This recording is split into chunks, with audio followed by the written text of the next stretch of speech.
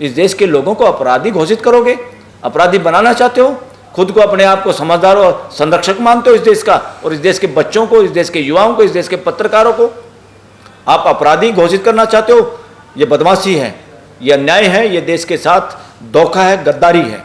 इस देश का अगर किसी ने साथ दिया है, हकीकत में तो जो मेन स्ट्रीम मीडिया है उनके खिलाफ हाई कोर्ट, सुप्रीम कोर्ट को एक्शन लेना चाहिए था और बंद करने देनी चाहिए थी उनकी वो एडवर्टाइजमेंट के पैसा जो उनको मिलता है, जिसपे वो करोड़ों करोड़ों रुपए लेके ऐश कर रहे हैं, व्यापार कर रहे हैं और सरकार के गुणगान करके भांड बने हुए हैं। सरकार के भांडगिरी करने के लिए इस देश का मीडिया थोड़ा है। जो अंडर आर्टिकल 19 में जो अधिकार मिला है राइट टू एक्सप्रेशन का, उसी के अधिकार के तहत आप काम करते हैं। वो देश के लोगों का अधिकार है, उस अधिकार का आप सदुपयोग करते तो आप देश का मीडिया है। उसका अगर दुरुपयोग करते हैं अपना पैसा बढ़ाने के लिए या किसी की सरकार बनाने के लिए, किसी को बदनाम करने के, देन आप आतंकवादी हैं, कोई भी मीडिया वाला। तो मेन स्ट्रीम मीडिया ने देश के साथ धोखा किया है और उसी मेन स्ट्रीम मीडिया ने इस देश के पैसा, जो एडवर्टाइजमेंट का पैसा, इस देश की जनता का पैसा है, वो खा के जनता के साथ धोखा किया है। तो सोशल मीडिया ने साथ दिया है देश की जनता का। सोशल मीडिया ही इस देश का असली मीडिया है। राइट टू एक्सप्रेशन बचेगा, संवाद बढ़ेगा, सही काम होंगे, और वही डेवलपमेंट है। डेवलपमेंट सड़क बनाने से नहीं कि सड़क पर चलते हुए फिर डर लगे, थाने बनाने से नहीं कि उस थाने में जाने से लोग डरें, हवाई जहाज बनाने से नहीं कि उसमें बम फटने का डर हो। जब तक भाईचारा नहीं होगा, जब तक आपकी पॉलिसी, आपका कानून, आपका आचरण भाईचारे को बढ़ावा देने का नहीं होगा, तो आप देशद्रोही हैं, कोई भी है। उसमें चाहे हम हों, चाहे आप हों, चाहे सोशल मीडिया हो, चाहे मेन स्ट्रीम मीडिया हो। मेन स्ट्रीम मीडिया ने धोखा दिया है, धोखेबाज है, देशद्रोही मीडिया है। और उनका सारा का सारा अगर दम होता हाई कोर्ट और सुप्रीम कोर्ट में, कॉन्स्टिट्यूशनल अथॉरिटी को यूज करते हुए वो लोग करते, तो हिम्मत नहीं। सुप्रीम कोर्ट इतनी नज़दीक है, हाई कोर्ट दिल्ली में है। अगर ये लोग मजबूती से काम करें, बिना डर, बिना भय के काम करें, या ऐसे सक्षम लोग हों, तो लुटियन जोन में लूट नहीं मच सकती। जो लुटियन जोन में जो गड़बड़ होती है, जहाँ ठेकेदारी, पैसे का विशेष साइकिल, तुम मुझे पैसा दो, मैं तुम्हें टिकट दूंगा, जनता को तुम पैसे लो, शराब पियो, तुम मुझे वोट दो, मैं तुम्हें ऐसा कर दूंगा, कर्जा माफ करूंगा। ये विशेष साइकिल है। इस देश को और गरीब बनाया जा रहा है। लानत है इस देश पे कि 80 करोड़ लोगों को निःशुल्क राशन के भरोसे रहना पड़ रहा है, या जरूरत है भाइयों को, ऐसे बहन भाइयों को। वो अक्षम नहीं है।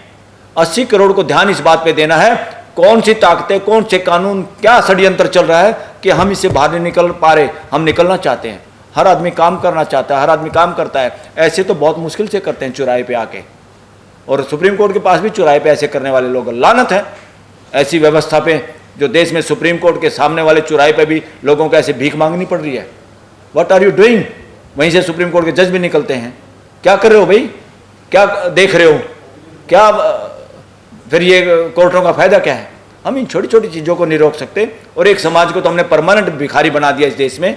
That is nonsense. मणिपुर में जो हो रहा है देश में, और कैसे दो समाज बिल्कुल बंट गए और दोनों का एक दूसरे से पूरा विश्वास उठ गया, ऐसे माहौल में हमारा संविधान बार बार चिल्लाता, प्रियम्बल लगातार ये बात करता है कि कुछ भी काम हो, कोई भी कानून हो, और चाहे कोर्ट का फैसला हो, हर एक के रिजल्ट में उसका रिजल्ट ये आना चाहिए, देश में भाईचारा बढ़ना, देश में भाईचारा होना चाहिए। मगर क्या हुआ, एक हाई कोर्ट का फैसला आता है और मणिपुर में आग लग जाती है।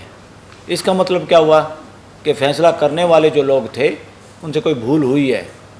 तो उनको पता होना चाहिए इतना सेंसिटिव मैटर में किस तरह का फैसला करना है, जिससे कि देश में आग ना लगे, देश में भाईचारा बना रहे। किसी भी बात के लिए कोई माहौल बनाया जाए और जो स्टेक होल्डर हैं उनसे बात करके तभी कोई काम आगे बढ़ाया जाए। घर में भी अगर सबकी राय नहीं ली जाएगी तो घर में भी शांति नहीं होती। घर में विस्फोट होता है, परिवार में होता है, समाज में होता है, गांव में होता है, शहर में होता है, दो समाजों के बीच में होता है। तो ये आग लगी नहीं, ये लगाई हुई आग है। और लगाने वाले कौन जिम्मेवार है इस वक्त? XYZ कोई भी हो, हमें उससे कोई लेना देना नहीं, क्योंकि पॉलिटिकल पार्टियों की बपोती नहीं है ये देश, और ना ये डेमोक्रेसी कि कोई आज बीजेपी है, कोई कांग्रेस है, कोई और समाजवादी है, कोई XYZ कोई भी है। पार्टियों का कोई लेना देना नहीं, और नेताओं का भी कोई लेना देना नहीं कि आज कोई PM है, कोई CM है। इन बातों में नहीं जाना हमारे को।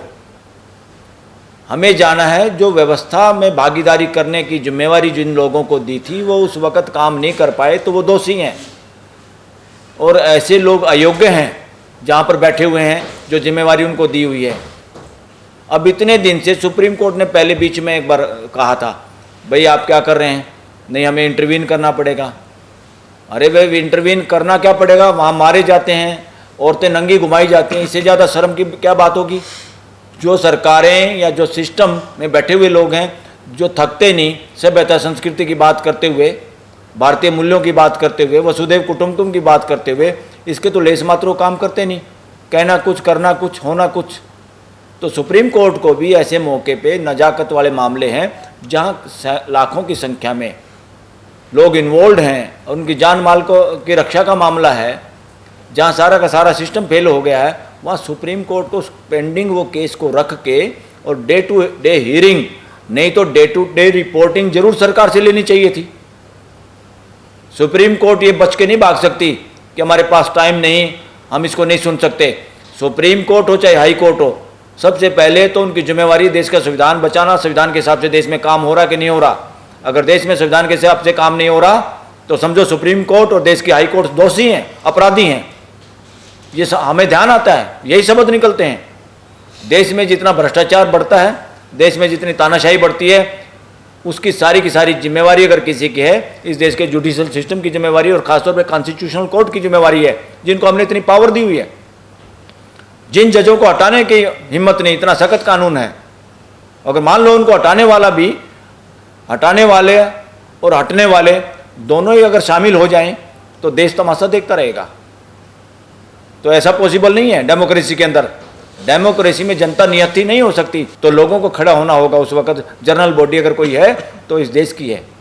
जैसे सोसाइटी में जनरल बॉडी होती है, पदाधिकारी ना काम करें, उनके खिलाफ कोर्ट में जाएं, पुलिस में जाएं, कहीं और जाएं, कोई एक्शन ना ले, then general body must to cover लोगों को अपना। इसीलिए जो लोगों का इकट्ठे होने का अधिकार है, बोलने का अधिकार है, एक दूसरे से कम्युनिकेशन करने का अधिकार है, वो सारे के सारे रास्ते कौन बंद करना चाहता है?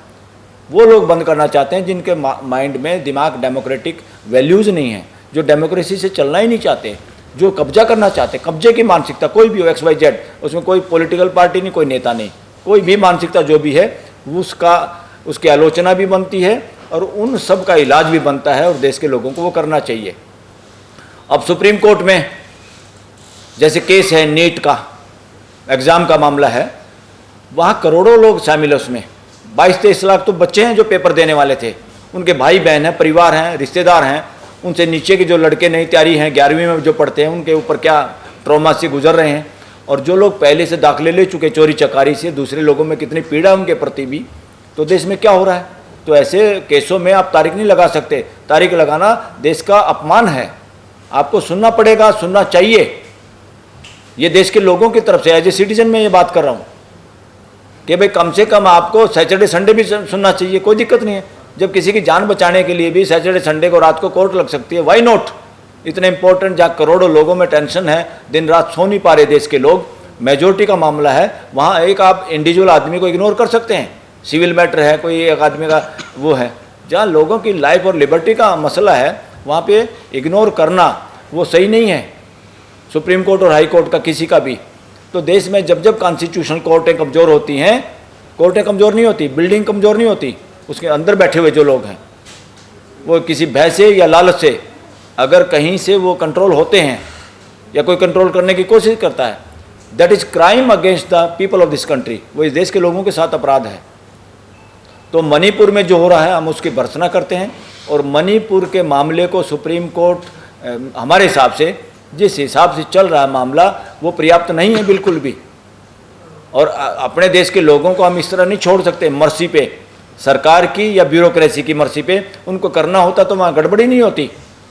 तो इस देश के हालात ये हो गए हैं सत्ता पे कब्जा जमाए रखने के लिए, उसमें कोई भी पीछे नहीं है। वो इस देश को जातियों में, रिलीजन में, भाषा में, एरिया में, आदिवासी नॉन आदिवासी, अछूत नॉन अछूत, अगड़े पिछड़े, पता नहीं क्या क्या करके बांटने काम करते हैं। और देश में टेररिस्ट एक्ट किसको बोला जाता है? जो इस देश की अखंडता, एकता के खिलाफ काम करे वो काम, वो टेररिज्म माना जाता है। इस तरह के काम पर टेररिस्ट कौन है? जो इस तरह का काम करता है।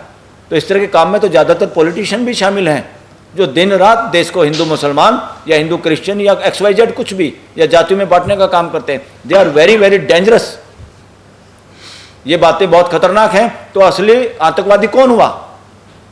एक आतंकवादी उसको कहते हो जिसने एक आदमी को गोली मार दी, और एक आदमी अपने जुबान से वो बाण छोड़े जिससे पता नहीं कितने लोग आतंकवादी बन के एक दूसरे की जान के दुश्मन बन जाएं। वो बड़ा आतंकवादी कौन है?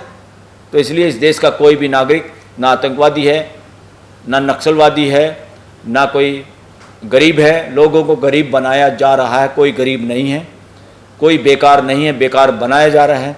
लोगों की मेहनत और पसीने की कीमत पे लूट मची है, और जो लूटने वाले हैं वो सरकारों के समर्थन से लूटते हैं, और जब वो लूटते हैं तो इसलिए असमानता बढ़ती है। आर्थिक असमानता या सामाजिक असमानता या फलाना, अस्तित्व में कोई ऐसा जुगाड़, कोई ऐसा सांड नहीं है, मैं सिंपल लैंग्वेज में कहूँ, जो लोगों में असमानता पैदा करता है या जो लोगों को भेजता है कि तुम गरीब रहोगे, तुम फलाना रहोगे। ये सारे के सारे कुकर्म मानव जाति के खुद के हैं। वो रीति रिवाज के रूप में हो, वो कथा कहानियों के रूप में हो, वो चाहे कानूनों के रूप में हो, सारी बदमाशी मानव जाति करती है। और मानव जाति में भी वो लोग जो शासन मानसिकता से ग्रस्त होते हैं, वो मानव जाति पे अपराध करते हैं, वही सबसे बड़े आतंकवादी हैं, वही नक्सलवादी हैं। इस देश के लोग नहीं जो जंगल ज़मीन को बचाना चाहते हैं, जो हकों की बात करना चाहते हैं, वो अर्बन नक्सलाइट नहीं। वो शहर में पढ़े लिखे लोग, आम आदमी आ गए शहरों में, वो बात जो जंगल में उठती थी वो अगर शहर में उठने लग जाए तो अर्बन नक्सलाइट। What nonsense.